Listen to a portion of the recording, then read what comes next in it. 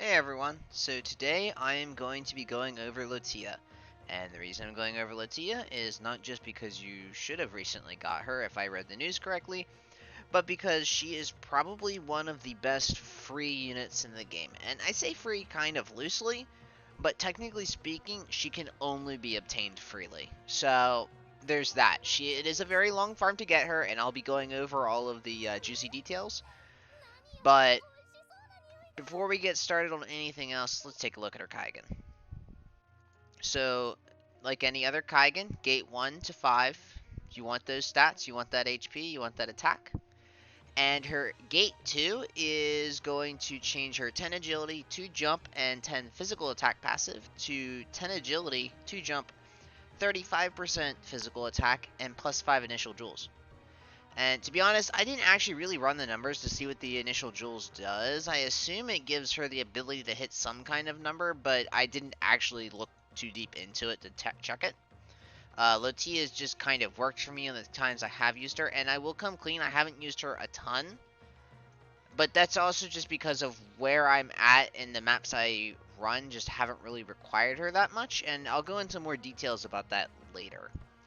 Now, as far as her leader skill goes, it's going to change to 30% HP, 20 thunder, and 20 physical attack. And in all honesty, Lotia has a really good leader skill, and without the Kaigan, it's 30% HP and 40% physical attack, which is a really nice balance that Global I don't think has a ton of leader skills that are quite super well balanced right now. It's better than a 30-20, obviously, because this is 30-40, and 70% is the standard for a leader skill stat average. So she, even in global right now, she kind of sort of has a Kaigan level leader skill for average units.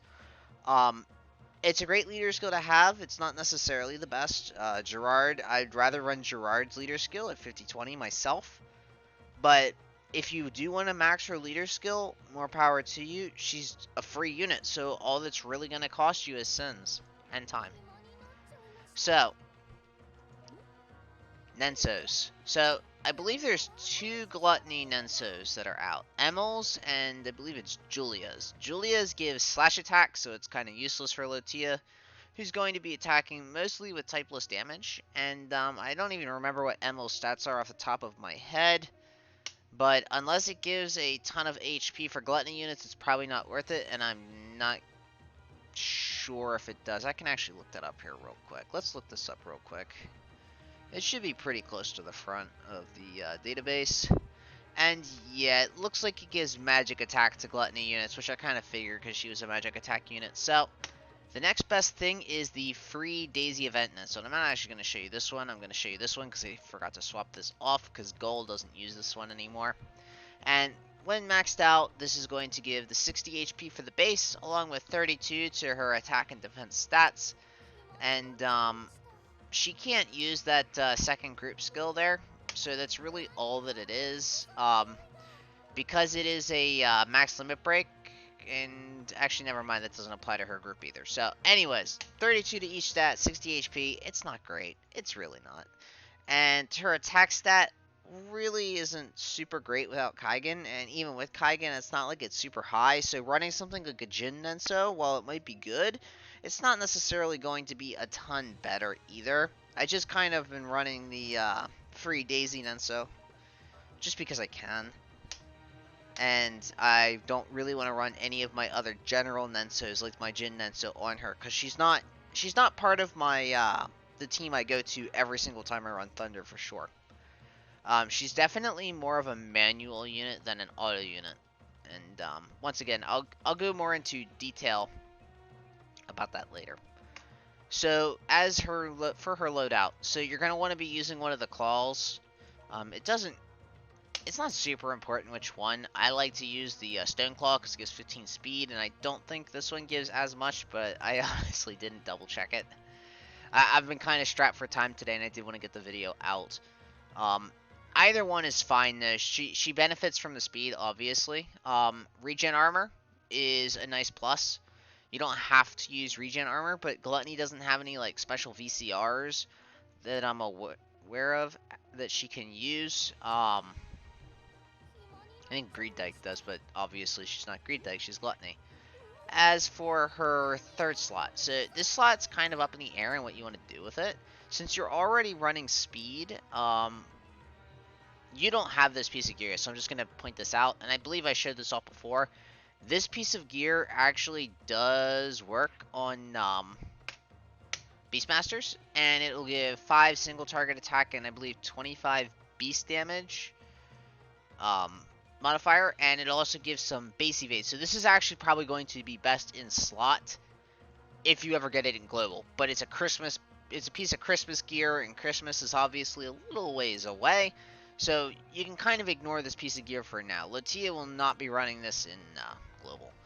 But as far as other options, so the claws themselves don't give a ton of dex, and dex is part of her damage formula, unfortunately. So running the crit pendant isn't necessarily a bad idea. Your normal attacks can crit, although I do not believe Beastmaster skills can.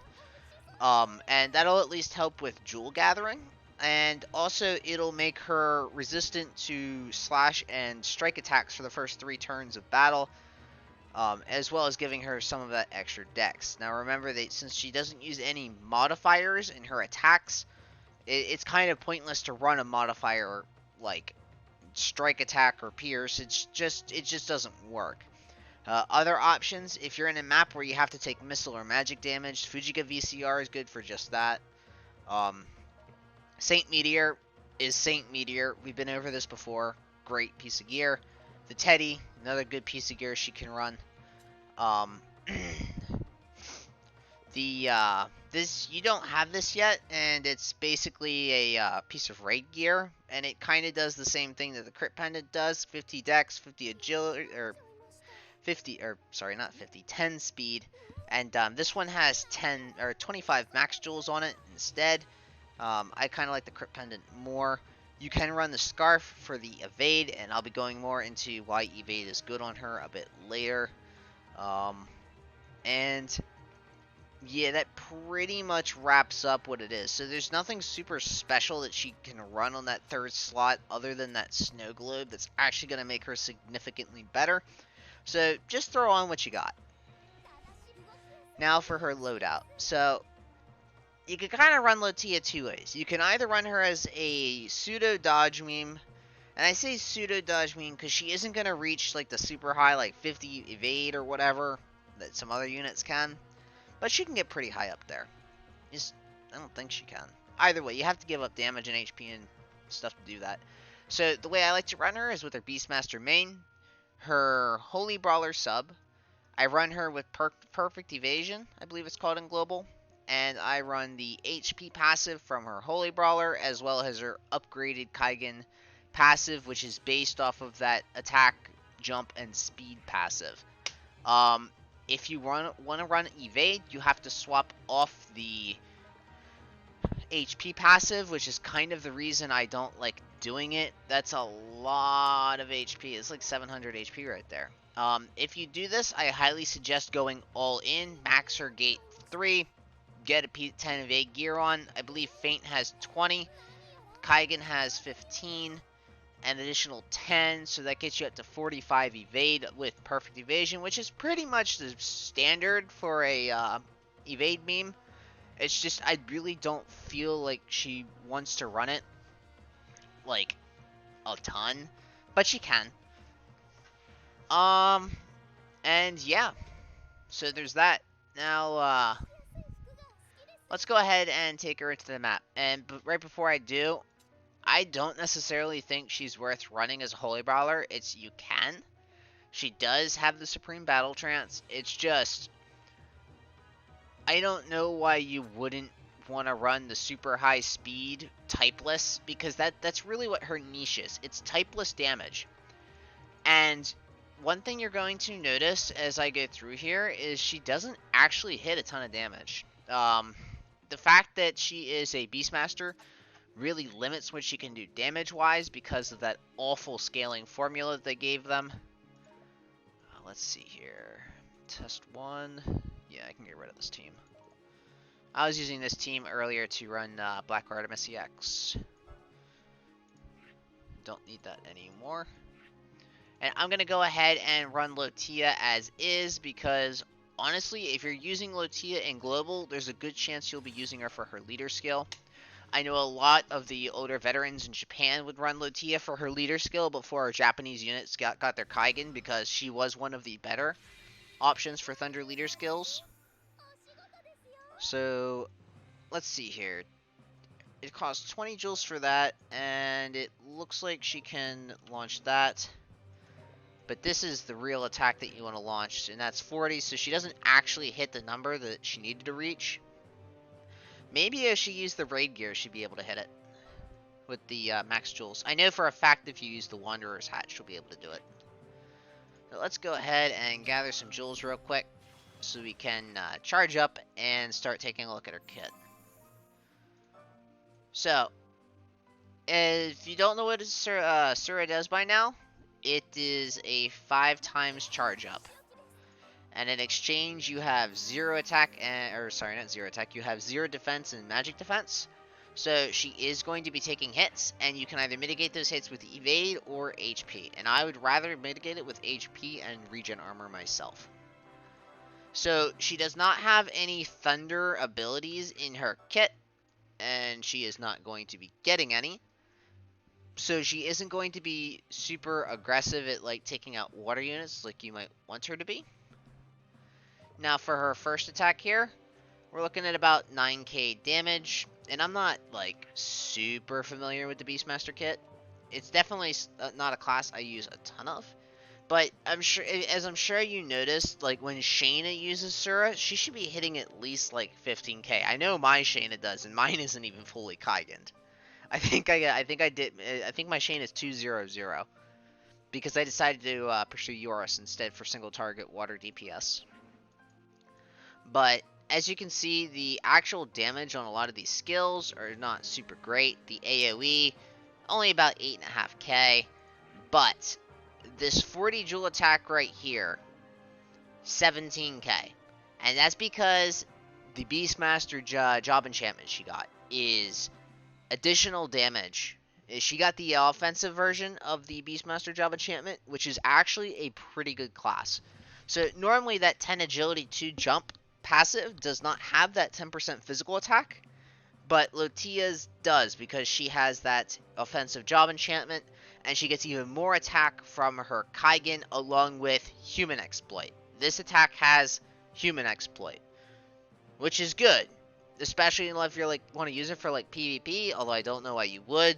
I can't really ever think of a time outside maybe when Mayfon and Rusha got their Nensos and Kaigans that Thunder was ever super meta in PvP. I could be wrong because I don't PvP at the top levels personally, but Thunder's always been kind of a joke in there because it was so bad for so long.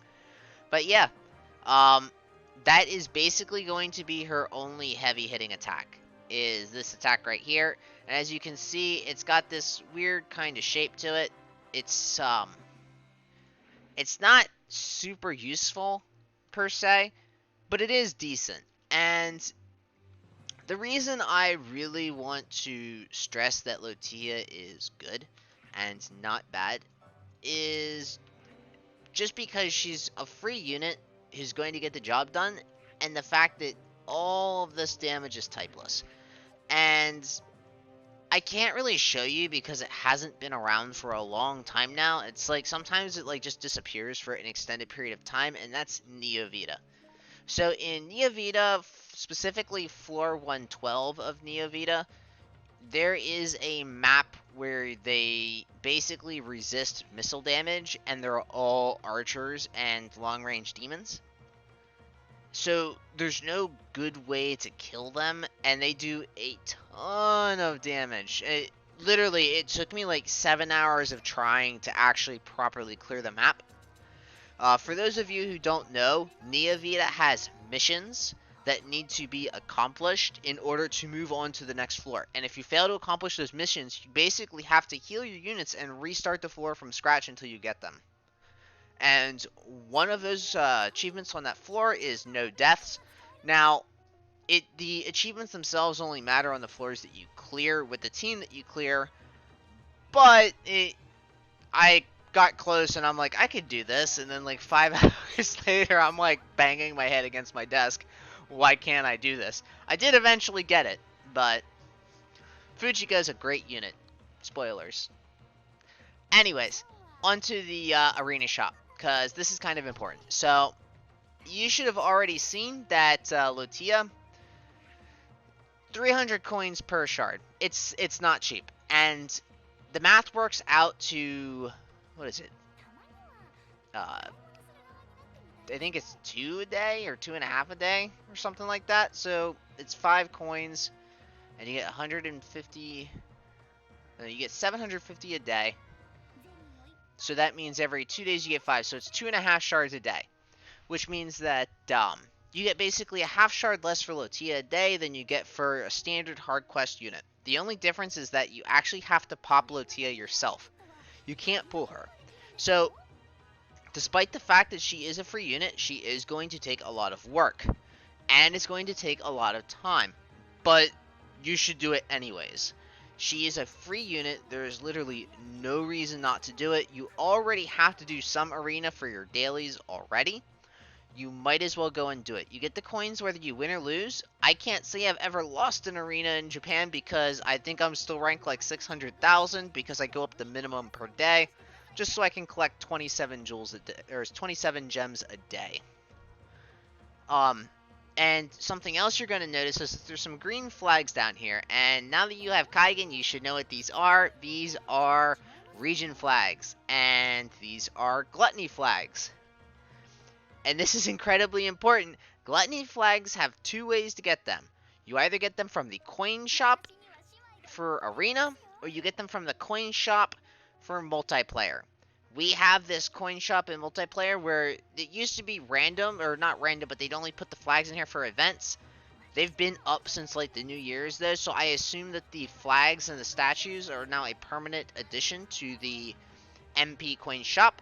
And actually, oh wait, never mind, I don't have the coins for that. I'll just refresh real quick so you can see. The flags change each time you refresh, and there you go, gluttony flag.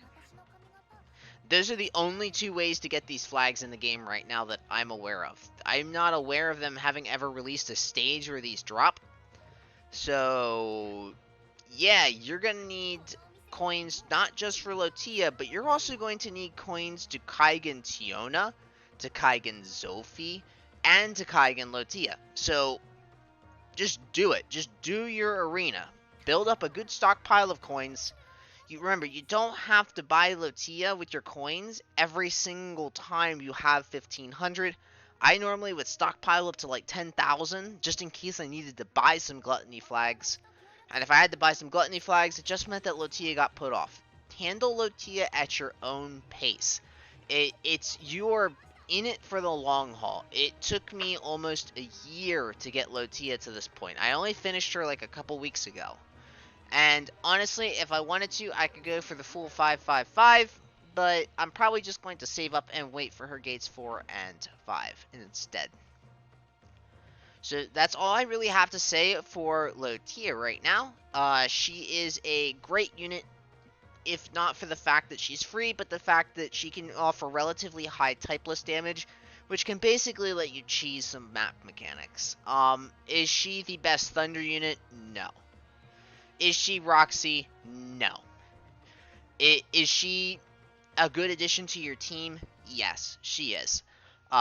Is she worth Thunder Sharding? No. No, you should never shard a free unit. And basically, here's the rule of thumb. If you have to ask someone if you should shard a farmable unit, the answer is no. Alright?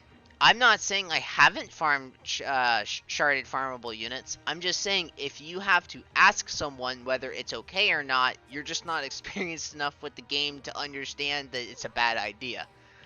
The cases in which case I sharded not rather free, but rather farmable unit is because I needed that unit immediately for content. Specifically floor 112. That floor is this just gives me nightmares. But yeah, she is a good unit overall. Is she the best unit? No. Is she worth it in your team? Definitely yes. No, I've been a bit repetitive.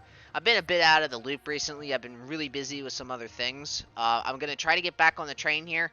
Um, I'm definitely going to be putting out one more video today about the recent updates in Japan because they're pretty big this time around. Anyways, guys, thanks for listening as always, and I'll be out with that next video in a little bit.